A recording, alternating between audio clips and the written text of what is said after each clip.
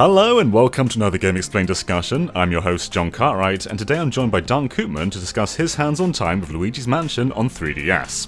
So Dan, you just went to Nintendo to play this game, and you know what? Let's just dive straight in. So the first thing I want to know is, what does the remake extrapolate from its successor, Dark Moon? Well, it's a very different game than Dark Moon for starters. The only thing that really translates, I think, are the basic mechanics, how you use the lamp with the A button, and how you suck up ghosts with R. Next to that, it still uses the gyro controls, so you can move in certain directions across the room. For the most part, that is it, because it's a very different game in how it presents itself. So would you say this feels more like a port than a remake? To some degree, yes. It feels more like how the original was supposed to be.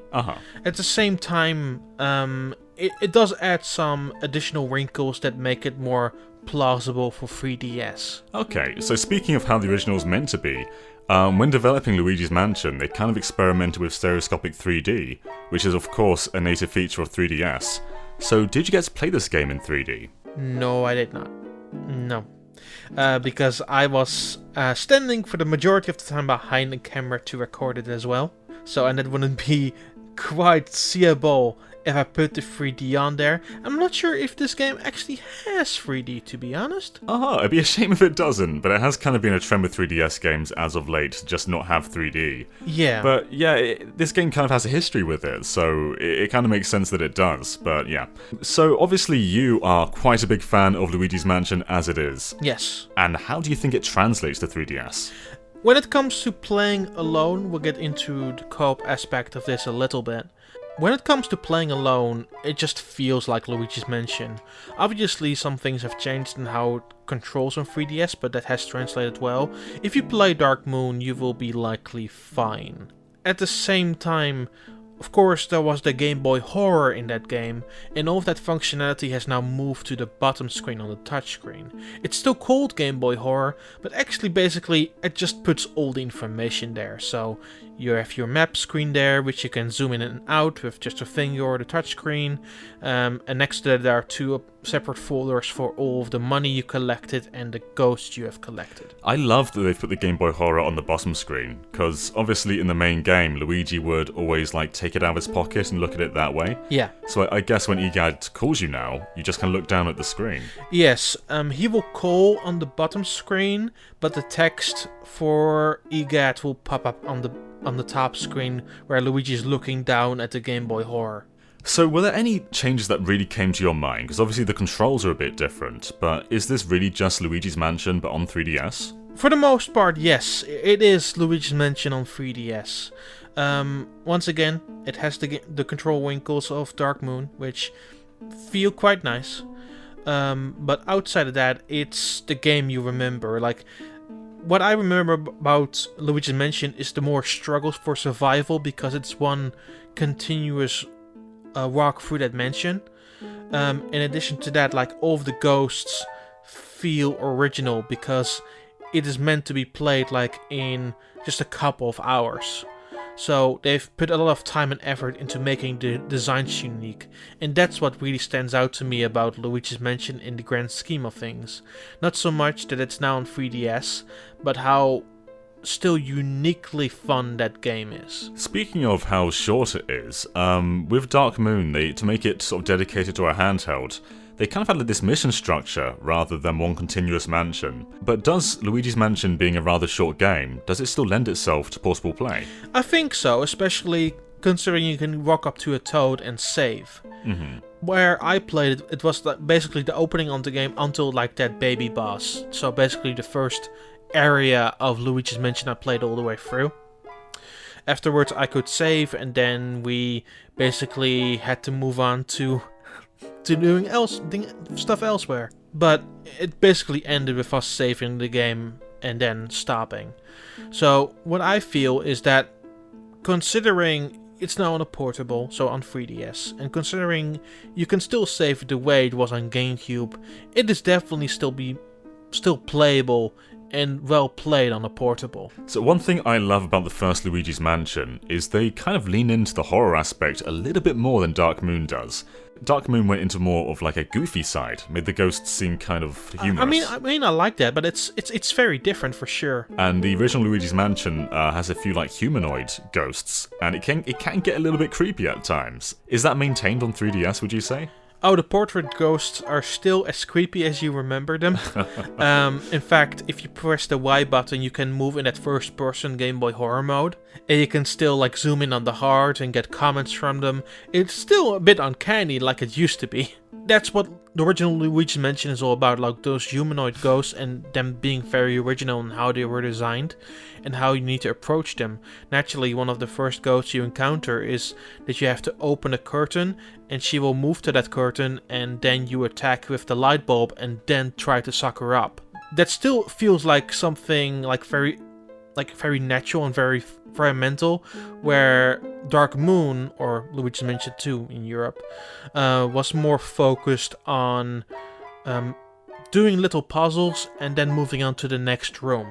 Yeah, they are very different games, and it's going to be interesting to see people who only played Dark Moon move on to the first Luigi's Mansion, because both in tone, in mission structure, and in puzzle design, they're just very different games. Absolutely, yeah, they are. Okay, so it sounds like Luigi's Mansion on 3DS is still very much the same game in a lot of respects, just with a couple of tucks and changes from Dark Moon in there. But there are some new additions, so Dan, what exactly is new about this new version of Luigi's Mansion? So there's a gallery mode or a boss rush mode, which is basically going from boss to boss to boss. The other major thing is the co-op mode, which you saw on the recent Nintendo Direct. To put it very lightly, I don't think this is the way to play Luigi's Mansion. So, I have one point here. During the Direct, the footage shown for co-op didn't look so smooth. How is it in person? Not much different. Okay, that's a little bit worrying. So, is it constantly just rocking around? Like, is the frame rate never really solid? The frame rate, no. It's never terrible, but it's never solid, which is still an issue. I'm not sure where it comes from. Obviously, you have two characters on screen, so maybe it's just that.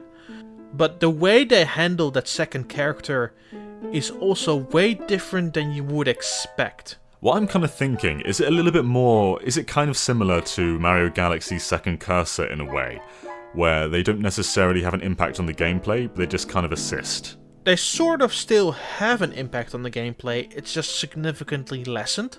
So your second character is this lime green slimy Luigi, which only has like 50 health points, but can't open doors or can pick up any keys. Right, so all they can really do is suck up ghosts. Yes, and when the first player opens a door, that slimy Luigi will instantly dissipate and move on to the next room. Okay, this doesn't sound like it really works for portables, because obviously in 3DS you have your own display. It sounds like it would have made sense for both Luigis to explore different parts of the mansions at their own will. There's no real need to be tethered to each other. That's what they opted for. So basically, where one Luigi goes the other, you're always tied to each other. And in return, this makes sucking up ghosts less of a survival, because it makes collecting ghosts a whole lot easier. The same ghost we earlier mentioned, where you have to open the curtains, that one has 100 hit points. In the first suckage with the two players, she only had like 10 HP left. I can't say I've ever looked at Luigi's Mansion and thought to myself, like, I need to play this co-op. It's never been something I've thought that was a requirement or was ever needed. So it kind of feels thrown in here. It's not the worst thing I've ever seen. I think it's not the worst idea ever. I can see specific situations where this would work, like maybe a parent and a child who is introducing the child to Luigi's Mansion for the very first time. But outside of that, like, people who actually really like Luigi's Mansion and know the game through and through might be more hindered by a second player than actually helping them. Yeah, I mean, if anything, it's an interesting way to replay the game. But it doesn't necessarily seem like a way that is necessarily thought out And obviously Dark Moon had its own co-op mode, which had like new missions and new ways to play with each other. Like the multiplayer mode in Dark Moon was awesome. That was I still think that's one of the the best ways to showcase multiplayer on 3DS. Like, it's so well done. You could send like the full multiplayer suite to another person and just keep playing together. And it was so good. But this is very different in how it is designed. Like, once again, you're tethered to each other. You have to cooperate with each other. You have to go for the game together that way. And once again, it's an interesting idea. I just don't think the idea works too well. So how does it actually work? Like, do you both need a copy of the game, or can you use download play? If you want to go through the way I just described it, then you both need to have a copy of the game. If you want to play Boss Rush or Gallery mode, then the second player doesn't need an additional copy. I think Boss Rush sounds like an area where this may become something that's a bit more viable. But just playing through the whole game co-op, it sounds like it might even take some stuff away from this game. Yes. Because Luigi's Mansion is a game about exploring, and there's a vibe, a horror vibe. And when you introduce another player, that kind of it gives you like a safety net, and it makes all the horror vibes just kind of go away. Yeah, that's my main concern here. And you know what? In the gallery mode, when playing against the boss, it wasn't too bad. Like, playing against the baby boss, like the first boss in the game, it wasn't too bad to have an additional player around who can distract the baby while you collect the ball and shoot it at his face. That's not really the worst idea ever, but you lose so much by introducing a second player and going through the mansion that way that I don't exactly think it's worth it. So, let's say that someone didn't play the original Luigi's Mansion. Is this their time now? Is this the time to play Luigi's Mansion? If you still want to play the original and don't have a GameCube at hand, then I think the 3DS is the next best thing. Because they really optimized the control scheme to work on 3DS, especially with the gyro and how you use the various buttons, and of course with everything information-wise being on the touchscreen. I think it's a very great way to introduce yourself what the original used to be. I just think that if you want to properly experience it, you will need to play it solo. That's the caveat I would put next to it. Right. Yeah, it's never really been the selling point. It's just kind of an extra mode, I feel. But yeah, it's great to hear everything else holds up just as it should. And when playing in single player, was the frame rate fine? Or was it just a co-op thing? Yeah, it was absolutely fine. The frame rate was totally fine in solo. I had no issues there. It was purely co-op. Purely. Well, it sounds like a great port of Luigi's Mansion, and one thing I actually really like is that it's now in widescreen, which I know is on a small screen, but it's great to see just Luigi's Mansion fill up the entire display, so that's pretty cool. Yeah, that's also a good point. Like, Luigi's Mansion has never been in widescreen before, because it's always been a 4x3 game, even if you have the very rare component cables. So having this in widescreen is another nice addition to that 3DS game. So hopefully we get a few more details on stereoscopic 3D closer to launch, because that obviously was quite a big part of this game's history, so we'll see about that. But until then, I think that's all we have time for today. So Dan, where can we find you apart from on GameXplain? You can find me on Twitter at Nintendan, that's NANTENDAAN. Okay, and be sure to like us on Facebook and follow us on Twitter. You can find both links to that in the description below. And until then, thanks for watching, and of course be sure to subscribe to GameXplain for more on Luigi's Mansion, and other things gaming too.